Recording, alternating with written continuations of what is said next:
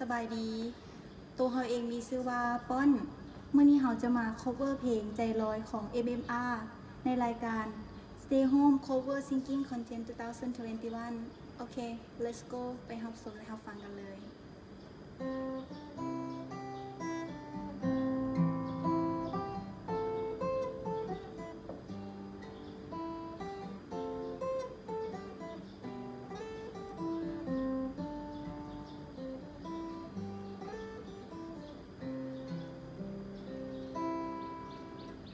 ตื่นขึ้นมายามเช้า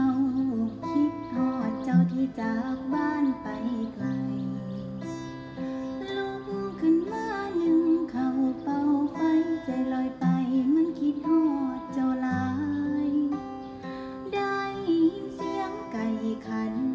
อยู่ทางนั้นบ่ฮู้เจ้าเป็นจังใดสำบายดีบ่จักสิได้พ่อมือใดได้แต่หวังให้เจ้ากลับบ้านไว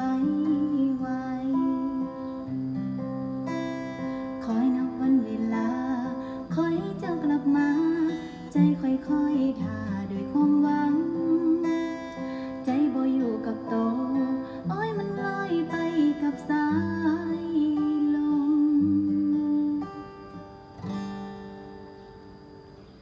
นั่งใจลอยเฝ้าคอยอยู่บ้านคิดฮอดเจ้านั้นผู้ห่างบ้านไกลป่านนี้เนาะเจ้าเป็นจังใดคิดฮอดหลายเจ้านั้นฮู้บ่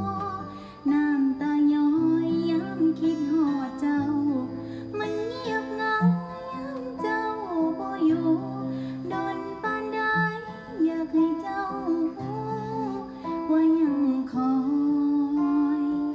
ให้เจ้ากลับคืนบ้านเฮา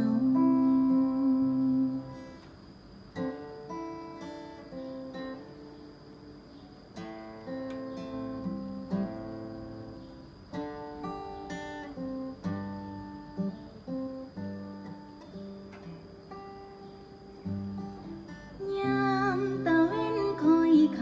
ำฟ้ามืดดำมันเฮ็ดให้ใจสดเหงาเมื่อใดเนาะสิได้มาห่วงพาเขาอยากให้เจ้านั้นคืนกลับบ้านไว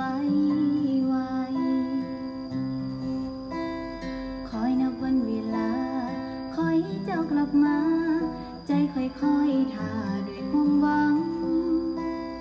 ใจบ่อยู่กับโตอ้อยมันลอยไปกับสาย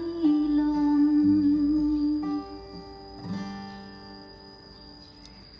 นั่งใจล